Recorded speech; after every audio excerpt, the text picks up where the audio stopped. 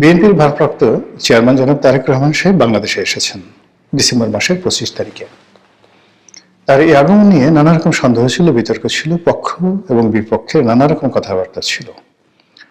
যারা বলেছিলেন যে তারেক রহমান সাহেব আসবেন না বা আসতে পারবেন না, শেষ দিন পর্যন্ত যারা অটল ছিলেন 25 তারিখ সকালবেলা পর্যন্ত, এবং অনেক আশঙ্কা করেছিলেন যে তিনি হয়তো আসতে যদি পারেনও এয়ারপোর্ট থেকে বের হতে পারবেন না। এই যে যারা হতাশাবাদী যে গ্রুপটি ছিল, তাদের মুখে রীতিমতো চুনকালি দিয়ে তিনি এয়ারপোর্ট থেকে বের হয়েছেন এবং দেশের মাটিতে পা রেখে খালি পায়ে তিনি মাতৃভূমির মাটিকে সম্মান জানিয়েছেন, আবেগপ্রবণ হওয়ার চেষ্টা করেছেন এবং সেখান থেকে তিনি নেতাকর্মীদের মাঝে চলে এসেছেন 300 ফিটের সংবর্ধনা স্থলে। এবং দিনটি কোনো রকম নেতিবাচক কোনো বিষয় ছাড়া চমৎকারভাবে শেষ হয়েছে। আর এতে করে বিএনপি যারা সমালোচক, তাদের রীতিমতো ঘুম হারাম হয়ে গেছে। যারা প্রতিদ্বন্দ্বী, বিএনপির প্রতিদ্বন্দ্বী, তাদের মন খারাপ হয়ে গেছে। আর তারেকবিহীন বাংলাদেশে যারা নানাভাবে ছড়ি ঘুরাতেন ক্ষমতার, তারা এখন নতুন করে ভাবছেন যে ছড়িটা বের করবেন কি করবেন না, করা ঠিক হবে কি হবে না, ইত্যাদি নানা কথাবার্তা। এই গেল এক। 2 নম্বর হলো যে সুদূর প্রবাসী থেকে তারেক রহমান সাহেব যেভাবে দল চালিয়েছেন, সেই বাংলাদেশে অনেক অনেক ব্যক্তি তারা জনাব তারেক রহমান সাহেবের নাম ব্যবহার করে যে ফায়দা লোটার চেষ্টা করেছেন এবং কেবলমাত্র তারেক রহমান সাহেবের ভয় দেখিয়ে তারা যে আর্থিক সুবিধা নিয়েছেন, দুর্নীতি করেছেন, অনিয়ম করেছেন, কমিটি বিক্রি করেছেন, এরকম লোকজন রয়েছেন অনেক, যাদের বিরুদ্ধে অভিযোগের পাহাড়। এখন যারা অভিযোগ করতে আসবেন জনাব তারেক রহমান সাহেবের কাছে, সেটার পরিণতি কি হবে? আবার যাদের বিরুদ্ধে অভিযোগ করা হবে তাদের ব্যাপারে তারেক রহমান সাহেব কি ভূমিকা নেন, এটার উপর কিন্তু ওনার ভবিষ্যৎ নির্ভর করবে। উনি যখন লন্ডনে ছিলেন অনেক বিষয় তিনি জানতেন বা অনেকে তার কাছে অভিযোগ করতেন, কেউ টেলিফোনে করতেন, কেউ হয়তো ওনার সাথে গিয়ে দেখা করে করতেন। উনি তার সুদূর প্রবাসে থাকার কারণ দেখিয়ে অনেক বিষয় তিনি এড়িয়ে যেতে পারতেন। কিন্তু যেহেতু এখন সরাসরি তিনি বাংলাদেশে আছেন, কাজেই এখন তার দলের যে কোনো দুর্বলতা, যে কোনো অক্ষমতা, যে কোনো অনিয়ম, এটি তিনি দায় এড়াতে পারবেন না, তাকে এই দায় নিতে হবেই। কাজে এগুলোর উপরে তার অনেক কিছু নির্ভর করবে। আর তাকে এই সময়টিতে সবচেয়ে বেশি তাকে যে রক্ষা করতে পারবে, সেটা হলো প্রবল রাজনৈতিক প্রতিদ্বন্দ্বিতা। তিনি যদি রাজনৈতিকভাবে প্রতিদ্বন্দ্বিতার মুখোমুখি না হন, তার নেতাকর্মীরা যদি অবাধে বাংলাদেশে দাপট দেখাতে পারে, আপনি নিশ্চিতভাবে ধরে নিতে পারেন যে তাদের পরিণতি ছাত্রলীগ, যুবলীগ কিংবা আওয়ামী লীগের চাইতে 1000 গুণ খারাপ হয়ে যাবে, কোনো সন্দেহ নেই। এই জন্য হয় কি, যখন কোনো একটা সমাজে প্রতিযোগিতা না থাকে, আমাদের প্রকৃতিটাই কিন্তু আল্লাহ রাব্বুল আলামিন তৈরি করেছেন তাপ চাপ দিয়ে। অর্থাৎ আপনার চারিদিক থেকে বাতাসের চাপ থাকবে, মাটিতে আপনার একটা টান থাকবে, মাধ্যাকর্ষণ শক্তি থাকবে, মহাকর্ষণ শক্তি থাকবে, আকাশ থেকে টানতে থাকবে, এবং আপনার শরীরটিকে আপনি ব্যালেন্সে রাখতে পারবেন। কিন্তু এই ব্যালেন্সটা যেখানে থাকে না, বাতাস থাকে না, আলো থাকে না, সেখানে মানুষ হাওয়ায় উড়তে থাকে চাঁদের দেশের মতন করে। এই জন্য আসলে শক্ত প্রতিদ্বন্দ্বী থাকা যে কোনো একজন মানুষের সফলতার জন্য সবচেয়ে ভালো। রাজনীতিতে সবসময় আপনি পৃথিবীর যত বিখ্যাত লোক দেখেন, সব লোকেরই রাজনৈতিকভাবে প্রবল প্রতিপক্ষ ছিল এবং এর জন্য তারা ভালো করেছেন। শহীদ প্রেসিডেন্ট জিয়াউর রহমান জমানাতে তিনি যখন ক্ষমতায় এলেন, তখন প্রথম তার জন্য যে সমস্যা দেখা দিল সেটা হলো জাসদের বাড়াবাড়ি। অর্থাৎ 7ই নভেম্বরে যে বিপ্লবটি জাসদ করেছিল, তার জন্য তারা মনে করত যে জাসদই হলো এই আন্দোলনের master mind. Doctor Mohammad Yunus যে সমস্যায় পড়েছেন এনসিপির দ্বারা, বা যে সমস্যায় তিনি পড়েছেন সেই সমন্বয়কদের দ্বারা, ঠিক একই সমস্যায় জিয়াউর রহমান সাহেব পড়েছেন জাসদের দ্বারা। তো জাসদের সেই হাত থেকে বাঁচার জন্য তাকে নিষ্ঠুর হতে হয়েছে। দ্বিতীয় তার যে সমস্যা সেটা হলো তার জমানাতে হঠাৎ করে দক্ষিণপন্থী গ্রুপ শক্তিশালী হয়ে পড়ে। জামাত শক্তিশালী হয়, মুসলিম লীগ শক্তিশালী হয়, এবং জামাত এবং মুসলিম লীগের মদত পুষ্ট পাকিস্তান ফেরত সামরিক এবং বেসামরিক কর্মকর্তারা জিয়াউর রহমানের জন্য রীতিমতো আজরাইলের ভূমিকায় অবতীর্ণ হয়। এবং জিয়াউর রহমান সাহেব যেহেতু মুক্তিযোদ্ধা ছিলেন, আর অন্যদিকে যেহেতু মুক্তিযুদ্ধের যারা সপক্ষ শক্তি তাদের আউট হয়ে গিয়েছিল, অর্থাৎ আওয়ামী লীগ সেই সময়টাতে ছিল, ফলে ওই শূন্যটাতে যেভাবে মুসলিম লীগ জামাত দখল করেছিল, ঠিক একই অবস্থা কিন্তু এখন বাংলাদেশের দক্ষিণপন্থীদের আওয়ামী লীগের অবর্তমানে তাদের যে শক্তিমত্তা, এটা জিয়াউর রহমানের জামানাতে যতটা বেশি ছিল তার সাথে অনেক অনেক বেশি জনাব তারেক রহমান সাহেবের জন্য চাপ তৈরি করবে। জিয়াউর রহমান সাহেবের জামানাতে যারা ছিলেন মুসলিম লীগের, জামাতে ইসলামী, তারা অনেক প্রাজ্ঞ ছিলেন, অভিজ্ঞ ছিলেন, এবং এখনকার মতো ইন্টারনেট ছিল না। এবং তখন টিনের ছেলে কাওয়া বা 1, 2, 3 এই ধরনের স্লোগান হবে, এটা কল্পনাই করা যেত না। কোনো একজন সম্মানিত লোককে নিয়ে এ ধরনের কথাবার্তা বলবে, এটি কেউ মানে আউট অফ দেয়ার ইমাজিনেশন। কিন্তু এখন কি হলো, এখন এমন একটা বেয়াদব জেনারেশন আমাদের সামনে চলে এসেছে, এরা সবকিছু করতে পারে, যে কোনো মানুষকে নিয়ে যে কোনো কথা বলতে পারে, যে কোনো অপরাধ করতে পারে, এবং তাদের কোনো রকম অনুশোচনা বোধ নেই, লাজ নেই, লজ্জা নেই, অপমান বোধ নেই, কিচ্ছু নেই। একটা নতুন জেনারেশনের মধ্যে চলে আসছে। ফলে তারেক রহমান সাহেবকে এই জেনারেশন মোকাবেলা করে, এবং এই জেনারেশনের যারা দক্ষিণপন্থী গ্রুপ আছেন তারা আরো ডেঞ্জারাস। এই জিনিসগুলো যদি তাকে মোকাবেলা করতে হয় আগামী দিনগুলোতে, তাহলে তার দলের অস্তিত্ব থাকবে না। জিয়াউর রহমান সাহেব যখন দেখলেন যে তিনি জামাতের সঙ্গে পেরে উঠছেন না, তখন জামাতের রাজনীতিটাকে তিনি কৌশলে ডিফিকাল্ট করে দিলেন, যাকে বলা হয় জটিল করে দিলেন। এবং এই জন্য জামাতের একটা বিরাট, যারা জামাতের মধ্যে একসময় মুসলিম লীগ করতেন বা রাজাকার ছিলেন, আলবদর ছিলেন, তাদের মধ্যে অনেককে তিনি মাঠে নামিয়ে দিলেন। অনেক ইন্টেলেকচুয়াল রয়েছেন, ইসলামপন্থী স্মার্ট লোক ছিলেন।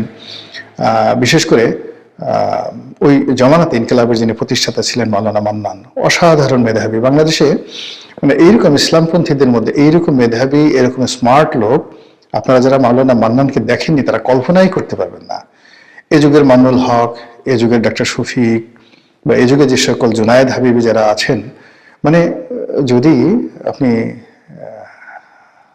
মাওলানা মান্নানকে, মাওলানা মহিউদ্দিন খানকে, তারপরে হাফিজি হুজুর সাহেবকে, ওয়াইদুল হক, খতিব ওয়াইদুল হক, এদেরকে আপনি 1000 নম্বর দেন, তাহলে বর্তমান জমানাতে যারা আছেন তাদেরকে আপনি 1 নম্বর দিতে ইচ্ছা করবে না। আমি তাদের সঙ্গে চলেছি, আমি জানি এটা। তাদের জ্ঞানের গভীরতা, তাদের চরিত্র, তাদের ব্যক্তিত্ব, তাদের ধন সম্পদ, তাদের ইন্টারন্যাশনাল কানেক্টিভিটি, এটা কল্পনাই করা যায় না এই যুগে যারা দক্ষিণপন্থী রয়েছে। তো সেই জমানাতে তিনি জনাব তারেক রহমান সাহেব মাওলানা মান্নানকে নামিয়ে দিলেন জামাতের বিরুদ্ধে, এবং অত্যন্ত ক্যানিং, যেটাকে বলে ইংরেজিতে ক্যানিং, চালাকি করে, বুদ্ধি খাটিয়ে মাওলানা মান্নান যেভাবে জামাতকে কোণঠাসা করেছিল, এবং সেটা যদি না করতেন জিয়াউর রহমান সাহেব সঙ্গে, মানে জিয়াউর রহমান সাহেবের পক্ষে তখন জামাতকে মোকাবেলা করা সম্ভব ছিল না। কিন্তু এত কিছুর পরেও কিন্তু জিয়াউর রহমান সাহেব দেখলেন যে না, হচ্ছে না, তিনি পারছেন না। একদিকে জাসদ, অন্যদিকে সর্বহারা পার্টি, অন্যদিকে যাকে বলা হয় এই দক্ষিণপন্থী অসংখ্য গ্রুপ, তারপরে মুসলিম লীগ, তার নিজের দল, মানে অন্তত 100টি ধড়িবাজ গ্রুপ তৈরি হয়ে গেল। এর মধ্যে সেনাবাহিনীতে একটার পর একটা বিদ্রোহ, এবং সেনাবাহিনীর সেই বিদ্রোহের সঙ্গে সঙ্গে পার্বত্য অঞ্চলে সমস্যা দেখা দিল।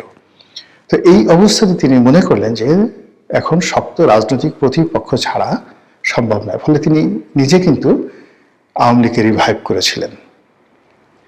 এটা আওয়ামী লীগের জন্য নয়, তার নিজের জন্য। তারপর তিনি আওয়ামী লীগকে রিভাইভ করার পর দেখলেন যে আওয়ামী লীগ সেই দ্বন্দ্ব করে, সংঘাত করে, গ্রুপিং করে, 3 থেকে 4টা গ্রুপ হয়ে গেল, মিজান গ্রুপ হয়ে গেল। তারপরে শেষে যাকে বলা হয় আব্দুল মালিক উকিল গ্রুপ হয়ে গেল, আরেকটি আরো 2-3টি গ্রুপ হয়ে গেল বিভিন্নভাবে, মহিউদ্দিন গ্রুপ হয়ে গেল, বাকশালের আর একটা গ্রুপ হয়ে গেল। তখনও বাকশাল হয়নি, কিন্তু মানে ওই যারা কট্টরপন্থী বাকশাল ছিলেন তারা আলাদা হয়ে মোটামুটি 3 থেকে 4টি গ্রুপ হয়ে এমন দ্বন্দ্ব সংঘাত শুরু করে দিল। তো সেদিকে আব্দুর রাজ্জাক, ডক্টর কামাল হোসেন, বরিশালের মহিউদ্দিন সাহেব, যার নাম ছিল চাকু মহিউদ্দিন, তুফাইল সাহেব, আমু সাহেব, সুরঞ্জিত সেনগুপ্ত থেকে শুরু করে আওয়ামী লীগের যে সকল নেতৃবৃন্দ, জোহরা তাজউদ্দিন, সাজেদা চৌধুরী, আরো অনেকে, মানে কোনো অবস্থাতেই আব্দুল মালিক উকিল, মানে টাঙ্গাইলের আব্দুল মান্নান, মানে এক একজনে ছিলেন রীতিমতো মহিরু। এর মধ্যে লতিফ সিদ্দিকী, কাদের সিদ্দিকী তখন দেশের বাইরে, যারা লতিফ সিদ্দিকী দেশের বাইরে, অন্যান্য যারা ছিলেন, মানে গ্রুপিং এর যন্ত্রণায় মানে মানুষের জীবন অতিষ্ঠ হয়ে গেল। জিয়াউর রহমান চিন্তা করলো যে না, এটা সম্ভব নয়। তখন এই তিনি কিন্তু শেখ হাসিনাকে আনার উদ্যোগ নিলেন আওয়ামী লীগকে ঐক্যবদ্ধ করার জন্য। কারণ হলো তিনি যেখানে হাত দিচ্ছেন সেখানে বিশৃঙ্খলা, জামাতে বিশৃঙ্খলা, মুসলিম লীগে বিশৃঙ্খলা, তার নিজের দলে বিশৃঙ্খলা, এবং সে নিজের দলের বিশৃঙ্খলতা মানে চট্টগ্রামের বিশৃঙ্খলতা বন্ধ করার জন্য, পলিটিক্যাল নেগোসিয়েশন করার জন্য গিয়েই তো তিনি মারা গেলেন, শহীদ হলেন। তো ওই অবস্থাতে তিনি শেখ হাসিনাকে ফেরত এনেছিলেন যেন তার একটা শক্ত প্রতিপক্ষ থাকে। কিন্তু শেখ হাসিনা আসার অল্প কিছুদিন পরেই তিনি কিন্তু নিহত হন। ফলে তিনি রাজনীতির যে সুবাতাস, রাজনীতির যে সুখ, সেটা কিন্তু পাননি। একজন মিলিটারি ডিক্টেটর হিসেবে, একজন অ্যাডমিনিস্ট্রেটর হিসেবে তিনি যে তার শুভকর্ম, সেই শুভকর্ম নিয়ে তিনি বেঁচে আছেন। তো ওই অবস্থাতে যদি তার মৃত্যু হতো, তাহলে তার পরিণতিটা কি হতো বলা যায় না। যেহেতু একটা দুর্ঘটনার মাধ্যমে, একটা সেনা বিদ্রোহের মাধ্যমে, একটা অভ্যুত্থানের মাধ্যমে তার নির্মম হত্যাকাণ্ড হয়েছে, ফলে তিনি যে পাবলিক সেন্টিমেন্ট পেয়েছিলেন, এই কারণে জিয়াউর রহমান এখন সকল মানুষের সম্মান এবং মর্যাদার প্রতীক হয়ে আছেন। কিন্তু তার পলিটিক্যাল যে থিওলজি, ধর্মতত্ত্ব, তার যে পলিটিক্যাল তিনি যে মানে যে একটা লিগেসি তৈরি করার চেষ্টা করেছিলেন, সেই জিনিসটি বিএনপির যারা লোকজন আছে তাদেরকে বুঝতে হবে যে কেন তিনি আব্দুল হামিদ চৌধুরী, কেন তিনি আবুল মনসুর আহমদ, কেন তিনি ফেরদৌস আহমেদ কুরেশির মতো মানুষকে এতটা মর্যাদা দিতেন, এতটা মর্যাদা দিতেন। এই গেল একটা গ্রুপ। আর একটা গ্রুপ ছিল সেই আতাউর রহমান সাহেব, মশিউর রহমান যাদু মিয়া, শাহ আজিজুর রহমান, এদের মতো লোককে নিয়ে তারা আর একটা গ্রুপ ছিল। আর পার্লামেন্টটাকে জমিয়ে রাখার জন্য কাজী জাফর আহমেদ, মধুদ আহমেদ, ওবায়দুর রহমান, কে এম ওবায়দুর রহমান, তাদেরকে দিয়ে তিনি আর একটা গ্রুপ। কিন্তু কোন অবস্থাতে আওয়ামী লীগ ছাড়া কিন্তু তার এই যে বাংলাদেশের সবচেয়ে মেধাবী লোকগুলোকে তিনি নেয়ার পরেও কিন্তু তিনি স্বস্তি পান নাই। ব্যালেন্স করার জন্য তাকে কিন্তু আওয়ামী লীগটাকে রিভাইভ করার পরে আবার আওয়ামী লীগকে রিভাইভ শুধু করে না, ঐক্যবদ্ধ করার জন্য শেখ হাসিনাকে আনয়ন করতে হয়েছিল। বোঝার চেষ্টা করুন ওই সময়টাতে যে অবস্থা ছিল, অর্থাৎ 1975 সনের 7ই নভেম্বর থেকে আপনি জিয়াউর রহমান সাহেবের যে মৃত্যুর দিন পর্যন্ত, 81 সন পর্যন্ত বাংলাদেশের অবস্থা কিন্তু টারমাইল ছিল। উনি খুব শক্ত হাতে সবকিছু দমন করেছেন। কিন্তু ওই সময়টাতে যারা ছিলেন তারা বুঝতে পারবেন যে পলিটিক্যাল অবস্থা কোন পর্যায়ে ছিল। এখন বাংলাদেশে যে ডক্টর মোহাম্মদ ইউনূসের জমানাতে কোনো অবস্থাতে কিন্তু পলিটিক্স কোনো সেভে আসছে না, না জামাত, না বিএনপি, না এনসিপি, মানে কেউ এই পলিটিক্সটাকে সেভে আনতে পারছে না। আবার বিএনপি যেভাবে সালাউদ্দিন সাহেবকে নিয়ে, মির্জা ফখরুল সাহেবকে নিয়ে, মির্জা আব্বাসকে নিয়ে যেভাবে তারা অর্গানাইজ করার চেষ্টা করেছে, উইদাউট তারেক রহমান সাহেব ছাড়া এটা হচ্ছিল না। ফলে এই বিরাট পলিটিক্যাল যে শূন্যতা, সেই শূন্যতা দূর করার জন্যই কিন্তু জনাব তারেক রহমান সাহেবকে বাংলাদেশে আনা হয়েছে বা তিনি এসেছেন। এখন তারেক রহমান সাহেব তিনি কতটা পারবেন কি পারবেন না, তার কতটা কর্তৃত্ব আছে বা নেই, এ সকল বিষয় নয়। যেদিন তিনি পাড়া দিয়েছে সেদিন থেকে লোকজন ধরে নিয়েছে তিনি ভবিষ্যৎ প্রধানমন্ত্রী, তিনি সব পারেন। আর এই যে তিনি সব পারেন, এই মোহটা থাকবে 6 থেকে 7 দিন। এই 6 থেকে 7 দিনের মধ্যে তাকে রাষ্ট্রনায়কের মতো কতগুলো সিদ্ধান্ত নিতে হবে। হয়তো অনেক সিদ্ধান্ত অপ্রিয়, কিন্তু সেই সিদ্ধান্তগুলোর মধ্যে আয়রনি থাকতে হবে। লৌহ মানবের মতো বা লৌহ মানবীর মতো তার সিদ্ধান্তগুলো রীতিমতো স্বাভাবিক যে প্রথা, তছনছ, গত 14 মাসে যে প্রথাগুলো তৈরি হয়েছে সেই প্রথাকে ভেঙে তছনছ করে দেবে। আপনি ফকল্যান্ড যুদ্ধের কথা যদি চিন্তা করেন, মার্গারেট থ্যাচারের সিদ্ধান্ত, 1971 সালে মুক্তিযুদ্ধ, 75-এর যে এমার্জেন্সি ডিক্লারেশনের মাধ্যমে ইন্দিরা গান্ধী যে সিদ্ধান্ত নিয়েছিলেন, এটিকে বলা হয় লৌহ মানবী। আমেরিকাতে ঠিক কিউবাতে যখন মিসাইল নিয়ে মোতায়েন নিয়ে গন্ডগোল হলো, ঠিক সেই সময়তে জন এফ কেনেডি, আর যখন ইরান কন্ট্রা কেলেঙ্কারি হলো, ঠিক সেই সময়তে রোনাল্ড রিগান যে সিদ্ধান্তগুলো নিয়েছিলেন, এগুলোকে বলা হয় রাষ্ট্র নায়কোচিত সিদ্ধান্ত। কারো দিকে তিনি তাকাননি, জাস্ট তিনি একা সিদ্ধান্ত নিয়েছেন এবং সেটা বাস্তবায়ন করেছেন। তো সেই ক্ষেত্রে এখন জনাব তারেক রহমান সাহেব কিভাবে এসছেন, পত্রপত্রিকায় নানা রকম কথাবার্তা বলা হচ্ছে, সামাজিক মাধ্যমে আরো বেশি বলা হচ্ছে। তিনি কি রাশিয়ার গ্রিন সিগন্যাল পেয়ে, ভারতের গ্রিন সিগন্যাল পেয়ে, ভারতের বন্ধুত্বের আশ্বাস পেয়ে, নাকি পশ্চিমাদের আশ্বাস পেয়ে, নাকি আমেরিকার আশ্বাস পেয়ে, নাকি নিউজ সাহেবের আশ্বাস পেয়ে এসছেন, ডাজ নট ম্যাটার। তাকে যে কাজটি করতে হবে সেটা হলো তার দলের যে বিশাল এই মুহূর্তে যে জনগণ আছেন তাদের মধ্যে একটা রাজনৈতিক সাম্যতা, ভারসাম্য আনার জন্য তার উপযুক্ত প্রতিদ্বন্দ্বী লাগবে, এবং সেই প্রতিদ্বন্দ্বী যদি তিনি দাঁড়া করান জামাতকে, জামাতও শেষ।